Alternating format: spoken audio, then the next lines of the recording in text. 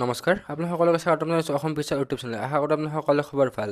তো Srimanta Sankardev university of health ছায়েন্সৰ CEE BSc nursing B pharm and allied and health care কোৰ্চৰ result মুকলি হৈ গ'ল।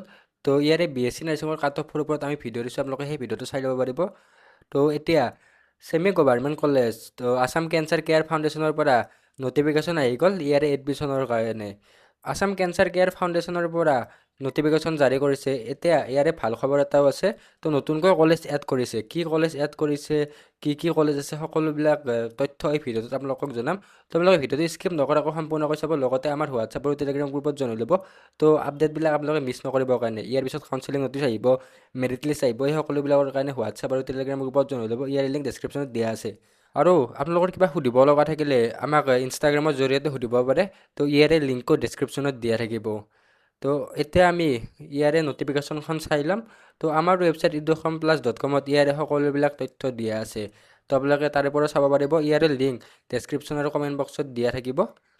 তো admission admission to BSc nursing colleges of Assam Cancer Care Foundation আগতে আপোনালোকে নিশ্চয় জানে বৰপেটা আছে আৰু লখিমপুৰখন লাষ্ট ইয়াৰ এড কৰিছিলে। এতিয়া নতুন কলেজ এখন এড কৰিছে, কলেজখনৰ নাম হ'ল ডিফু কেঞ্চাৰ কেয়াৰ। তো ডিফু কেঞ্চাৰ চেণ্টাৰ যিখন আছে, তো তাত এতিয়া BSc নাৰ্ছিং কোৰ্চটো এড কৰি দিছে। তো এইটো ছেমি গভৰ্ণমেণ্টৰ আণ্ডাৰত হয়। তো আপোনালোকে ইয়াৰে ফিজ ষ্ট্ৰাকচাৰবিলাক ৱেবছাইটত চাব পাৰিব। বাকী এতিয়া আমি আমাৰ ৱেবছাইট eduationplus.com-ত লৈ গৈ আপোনালোকক সকলোবিলাক ডিটেইলছ দেখাই দিম। ইয়াৰে যিখন নটিফিকেশ্যন আছে আপোনালোকে কেনেকৈ ডাউনলোড কৰিব, আমাৰ ৱেবছাইট eduationplus.com-ত দিয়া আছে। তো ইয়াৰে লিংক ডেছক্ৰিপশ্যনত বা কমেণ্ট বক্সত দিয়া থাকিব। তলৰ ফালে স্ক্ৰল ডাউন কৰিব। স্ক্ৰল ডাউন কৰাৰ পিছত ইয়াতে কুইক লিংক ছেকশ্যন বুলি এটা ছেকশ্যন দিয়া আছে, তাত আপোনালোকে ডাউনলোড কৰিব পাৰিব। তো ইয়াতে কুইক লিংক ছেকশ্যন এটা দেখিবলৈ পাইছে। তো কুইক লিংক ছেকশ্যনত ইয়াতে ডাউনলোড অফিচিয়েল নটিছত ক্লিক হেয়াৰত ক্লিক কৰিব। তো বাকী এপ্লিকেশ্যন ফৰ্ম ডিটেইলছো দিয়া আছে ইয়াতে। তো ডিফুটটো এতিয়ালৈকে নাই দিয়া। তো ডিফুটটো যেতিয়া আমি আপোনালোকক জনাই দিম। তো এইখন নটিফিকেশ্যনখন হয়। তো ইয়াতে দিয়া আছে আছাম কেঞ্চাৰ কেয়াৰ ফাউণ্ডেশ্যন, তাৰপিছত admission to BSc nursing colleges of Assam Cancer Care Foundation. তো এইটো ছেমি গভৰ্ণমেণ্টৰ আণ্ডাৰত আছে। তো অলৰেডি কৈ দিলোঁ বৰপেটা লখিমপুৰ আছে আৰু নিউ অপেনিং ডিফু আছে। তো নিউ বেটছটো ছেপ্টেম্বৰত আহিব, ছেপ্টেম্বৰৰ পৰা ইয়াৰ ক্লাছ হ'ব। তো এতিয়া এডমিশ্যন হ'ব। ইয়াতে কিয় চইচ কৰিব লাগে এইবিলাক দিয়া আছে। তো এইখন Srimanta Sankardev university of health ছায়েন্সৰ দ্বাৰা এফিলিয়েটেড হয়। তো SSUHSৰ আণ্ডাৰত আছে। চিলেকশ্যন কি হ'ব? চিলেকশ্যন SSUHSৰ যিটো কমন এণ্ট্ৰেঞ্চ এক্সামিনেশ্যন আছে CEE BSc নাৰ্ছিং, তাৰে ৰেংকৰ বা মাৰ্কৰ বেচিছত ইয়াৰে এডমিশ্যনটো হ'ব। তো বৰপেটাত আপোনালোকৰ থাৰ্ড বেটছ হ'ব, এইবাৰ 3 নম্বৰ বেটছ আপোনালোকৰ। তো যিটো লখিমপুৰ আছে, লখিমপুৰত ছেকেণ্ড বেটছ হ'ব আৰু ডিফুত এইবাৰ ফাৰ্ষ্টবাৰ এডমিশ্যন হ'ব। তো ইয়াৰে কলেজৰ প্ৰিন্সিপালৰ নাম্বাৰ বা কলেজৰ হেল্পলাইন নাম্বাৰ দিয়া আছে, আপোনালোকে তাতে কণ্টেক্ট কৰিব পাৰিব। তো বৰপেটাত চিট আছে 40টা, তাৰপিছত লখিমপুৰত আছে 30টা আৰু যিটো ডিফু আছে ডিফুত 40টা চিট। তো প্ৰিন্সিপালৰ নাম ইয়াতে দিয়া আছে। আৰু ইয়াৰে হেড অফিচটো 3rd floor VK trade centre Rukmini গাঁও গুৱাহাটীত হয়।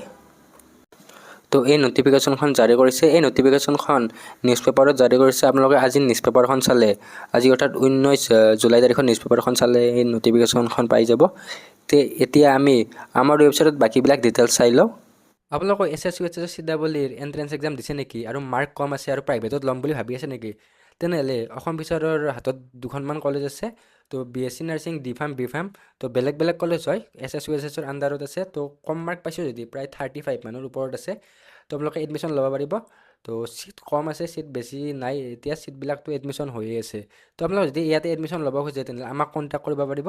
তো আপোনালোকে স্ক'ৰ কাৰ্ডখন আৰু মাৰ্কশ্বিটখন আমাক পঠাই দিব।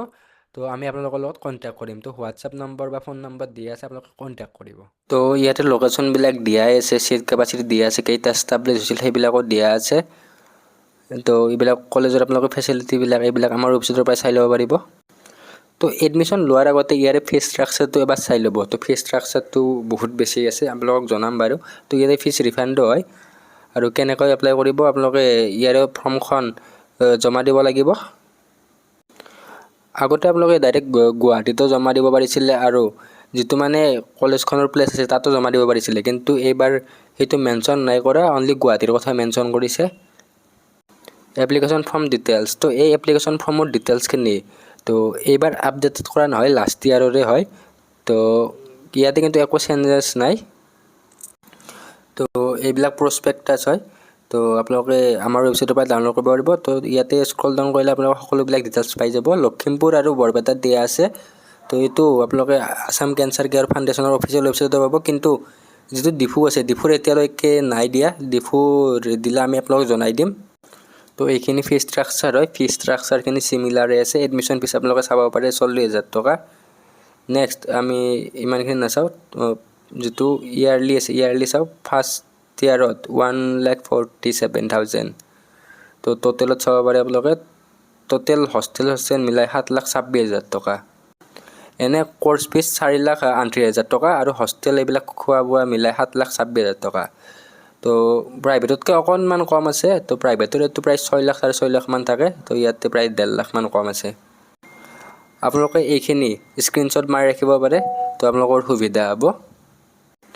ইয়াতে ইলিজিবল ক্ৰাইটেৰিয়া এজ লিমিট আপোনালোকৰ 17 বছৰ হ'ব লাগিব, মেক্সিমাম 35। ইয়াতে ছায়েন্স ষ্ট্ৰীমৰ পৰা হ'ব লাগিব আৰু 45% আপোনালোকৰ ইয়াতে ফিজিক্স কেমেষ্ট্ৰি PCBত লাগিব। লগতে ইংলিছত পাছ হ'ব লাগিব আৰু গ্ৰেছ মাৰ্ক থাকিব নোৱাৰে। Next candidate from state open university বা স্কুল। ষ্টেট অপেন ইউনিভাৰ্চিটি বা স্কুলৰ পৰা হ'লেও তেওঁলোকে ইয়াতে ইলিজিবল হ'ব। আৰু মেল ফিমেল সকলোৱে ইয়াতে এপ্লাই কৰিব পাৰিব। তো কোনোবা মেল থাকিলেও ইয়াতে এপ্লাই কৰিব পাৰিব।